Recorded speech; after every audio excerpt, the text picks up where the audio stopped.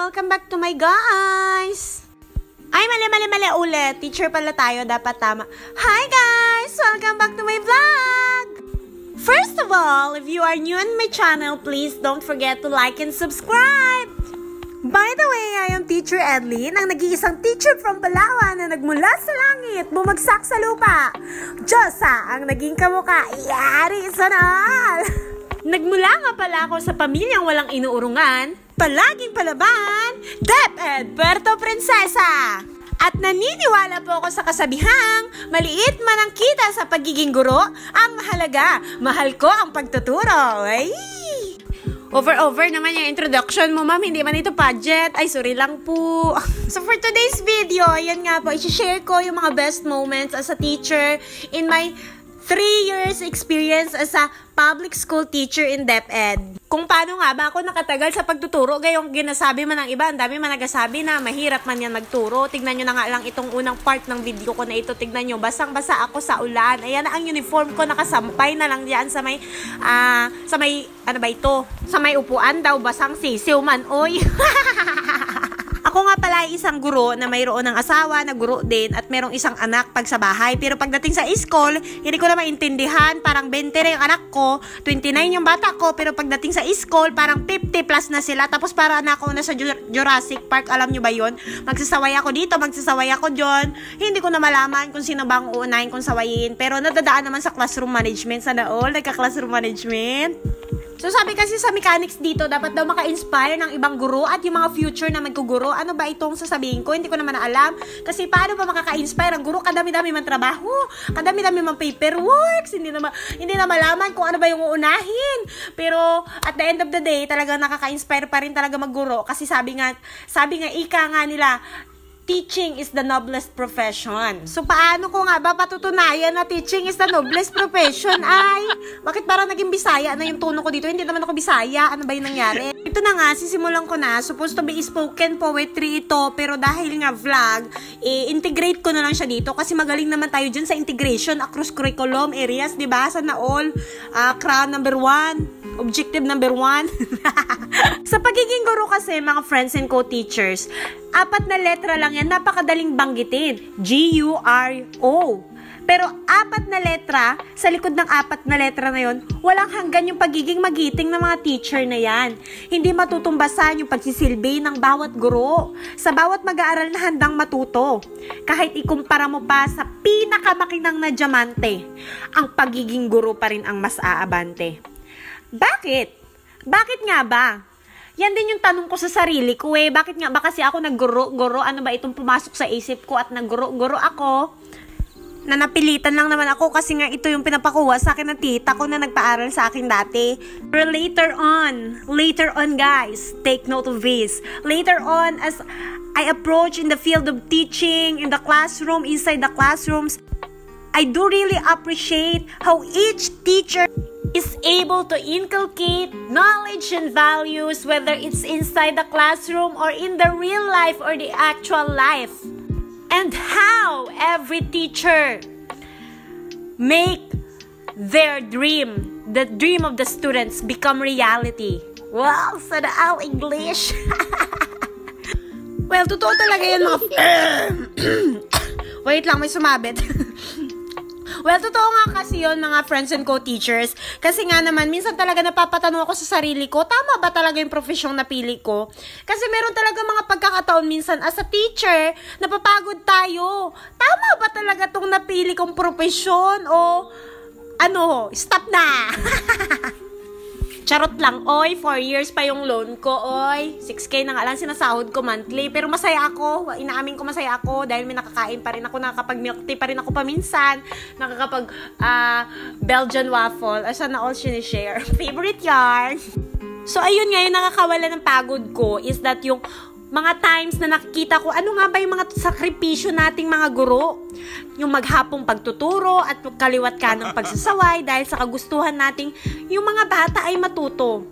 Gayon din yung pag-uwi sa bahay ng mga trabaho. That's the reality of being a teacher. Isama mo pa yung mga Sabado na sana para maglaba, ngunit naging seminar pa. Sabado na sana para magpahinga, ngunit naging encampment pa. Sabado na sana, makapag-me time naman. Pero naging card giving day pa. At Sabado na sana para sa pamilya, ngunit oo nga pala, may exam, TOS, item analysis, lesson plan at mga IMs pa pala. Pero ang lahat ng ito, hindi sinasambit ko, hindi upang magreklamo, kundi para mapagtanto ninyo ano ba yung mga sakripisyo ng isang guro. Kung gaano ba kadami yung mga kailangang isakripisyo ng isang guro. So, nandyan din minsan yung mga pagkakataon na nagdidisiplina tayo ng mga bata. Hindi naman yun para sila ay pagalitan, kundi para sana matutunan nila ano ba yung kahalagahan ng edukasyon. Yun lang naman yung nais nating mga guro eh. Nais lang naman natin na sila ay matuto. Ngunit minsan, sa huli tayo pa yung agrabyado. Pero at the end of the time, dahil tayo ay teacher, we have to be professional as we are. Meron ding mga pagkakataong mas nauuna pa nating maasikaso yung mga bata, yung mga estudyante natin, kaysa dun sa mga sarili nating anak. Kagaya rin ng mga ibang guro dyan na nagtuturo sa malayo, super layo naman dyan. Nandoon na sa may sugod, nandoon sa may bundok, nandoon na sa may kabilang isla. Nalalayo sa pamilya para sa mga bata. Mga gurong aalis ng bahay, alas 6 ng umaga dahil nasa bundok or pagkalayo-layo pa ng mga istasyon nila. Ilang kilometro pa ang tatahaking daan. May mga ilog pa minsan. For the tawid-tawid pa ng ilog ang mga teachers. At ito, take note of this. Ito yung mga isa sa hindi na maiwasan. Yung mga gurong nananatiling single pa. Dahil mas minahal na yung profesyong ito.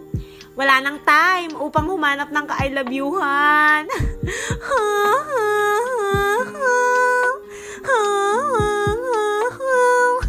Hindi ka gagawa ng sarili mo background Ito, marami talaga nito sa mga kaguro. Yung mga 6,000 na lang ang sahod kada buwan, nahati pa sa 15 at 30 dahil nga kasi miyembro ng London. London Bridge is falling down, falling down, falling down. Bakit London? Kasi nga loan dito, loan doon. At isa akong miyembro niyan. At hindi ko kinakahiya yun. Hindi kasi wala akong bahay. Saan ako titira? Sa classroom na lang. So, ayun nga po, yun pa yung ilan pa sa mga sakripisyo ng isang pagiging guro. Pero hindi ko sinasambit lahat ng yun para magreklamo, kundi para sana mapagtanto nyo ang mga sakripisyo nating mga guro. So, yun, pagkatapos sa aking ma-remind lahat ng sakripisyo ng isang guro, doon ko napagtanto na hindi pala ako nagkamali sa profesyong napili ko. Kasi, lahat ng sakripisyo ng isang guro ay hindi matutumbasan. Yung sakripisyo mo, sakripisyo natin para sila ay matuto, ay isang napakahalagang pribilehiyo para sa mga kabataan. Ang pagtsatsaga ng mga guro upang sila ay makabasa, makapagbilang, at matuto sa realidad ng buhay, iyon yung magdadala sa mga bata na yun sa rurok ng tagumpay Isipin mo bilang isang guro, kung wala ka, kung wala ang guro, mayroon bang magiging doktor? Mayroon bang magiging inhinyero, arkitekto, bumbero, piloto, sundalo, pulis, at napakarami pang ibang propesyon? Alalahanin mo, teacher, opo ikaw, napakahalaga ng isang tulad mo. At napakalaki ng ambag mo sa magandang kinabukasan ng bawat natuturuan mo. Kaya sa mga pagkakataon na nararamdaman mo yung pagod, hayaan mo na yun ma'am, hayaan mo na yun sir. Hayaan mo rin yung sarili mo na makapagpahinga ka. Upang kinabukasan, the next week, may lakas na ulit para lumabang muli. Dahil ang isang tulad mo, ang isang guro, ay isang bayani. Bayani ng bawat kabataan sa Pilipinas. Pag-asa ng bawat kabataang Pilipino. So bago ko tapusin tong video na ito, gusto ko lang iwan itong mga katagang ito sa lahat ng mga guro, gayon din sa mga nangangarap na maging guro, na talagang hindi madali ang pagiging guro. Napakaraming kailangan mong isakripisyo. Pero sa kabila ng mga sakripisyo na yan, napaka-worth it. Sobrang worth it. Pag nakita mo na yung bawat kabataang naturuan mo ay natuto at naging matagumpay sila sa kanilang buhay, Always remember, a good education can change anyone. But also, a good teacher can change everything. And that's all. Thank you, everyone. Till our next vlog. Hi, everyone. I'm Evelyn Villafranca Billones, a teacher one from Maranat Elementary School here in Puerto Princesa City Division. Please do like and share my video, and also follow the CPD CFT for Teachers main page, and also their YouTube channel, which is CPD for Teachers. Hoping for your support.